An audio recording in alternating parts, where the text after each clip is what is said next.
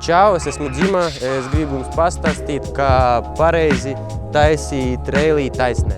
Lai uztaisītu reiliju, jums vajag zināt pāris lietas. Pirmkārtam, pareizi jāikantē, jābūt stingri kantei, un lai to izdarītu, jums vajag saprast, ka jūsu ķermenim jābūt pareizai pozīcijā.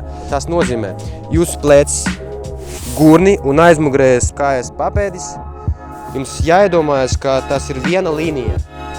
Jūsu rokām jābūt pēc iespējas zemāk un tuvāk pie jūsu ķermeņa, kaut kur pie gurniem.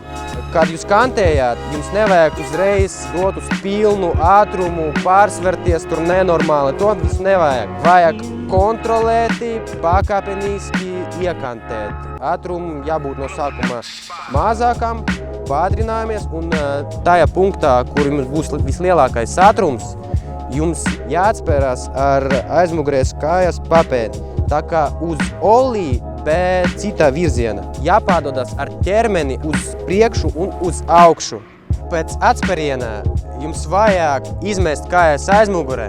Augšdaļu ķermeņiem vajag turēt stingru un tā kā ar krūtiem padoties uz priekšu un bišķiņ uz augšu. Rokas turam pie galvas, ne augstā, tāpēc kā jums gribēsies pēc reilija iemācīties kaut ko citu, un ja jūsu rokās būs augstāk nekā jūsu galvā, jums tas vienkārši nesanāks.